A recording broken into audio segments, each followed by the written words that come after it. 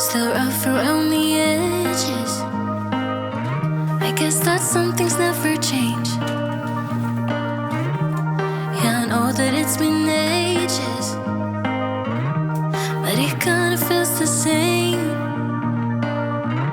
No matter how hard you try, you cannot push me out, so just listen. I've been thinking of you since you broke it and moved to LA. And no matter how hard I try, I cannot get you out of my system. I know we both have some things left to say. Can you stay a little longer? Can I make you change your mind? Yeah, I know that it's over,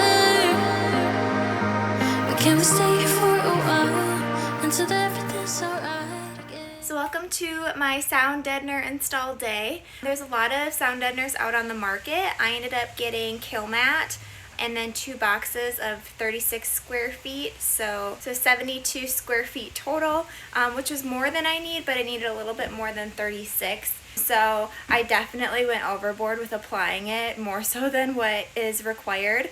You really only need to cover 25% surface area of the interior of whatever you're covering. I ended up going with the 80 millimeter, which is just kind of their normal thickness.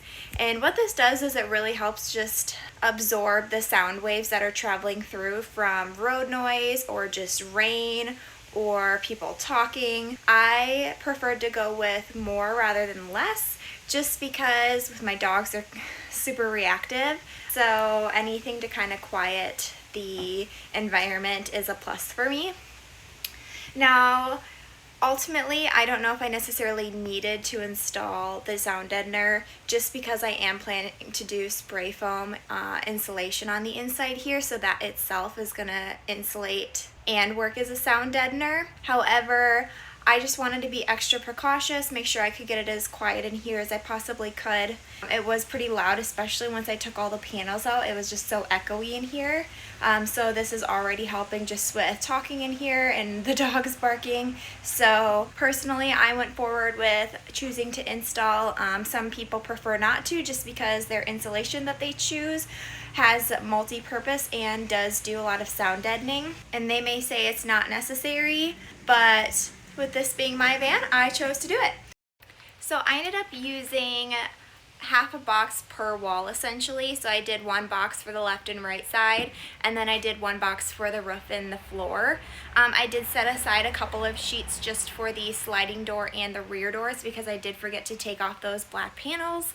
However, that seemed to work out great. The only areas that I did completely cover were the wheel wells here on both sides.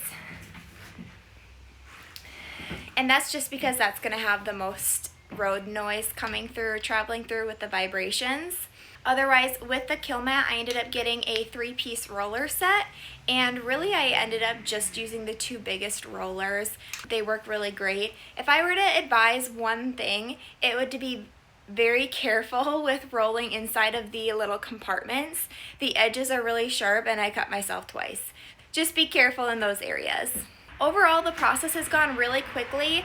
It's taken me about an hour to get all the panels on. I have the floor and the passenger side already rolled on. I still have to do the roof and the driver's side. But so far, I feel like it's going a lot quicker than anticipated, which is why when my camera died, I really didn't end up filming very much of it. I did end up holding off on this whole area here, just because I do plan on putting in another window there. If I was thinking when I was applying it, I probably would have made sure that I didn't apply KILMAT to where I'm going to be putting the AC unit and the max air fan, but I ended up accidentally covering it up, so not a huge deal since I did have so much extra KILMAT to work with. One thing I did beforehand was I did sweep everything out and use a degreaser cleaner just to wipe down every area that I planned on sticking the KILMAT, just to make sure it adheres really well. So that's it for the KILMAT install for today. If you guys have any questions at all, feel free to leave them in the comments. I'll answer whatever I can. And let me know too if you guys prefer shorter videos where I'm just kind of showing a how-to video each step of the way, or if you prefer to see a little bit more of my daily life involved just with living in a camper and just more of my day-to-day tasks.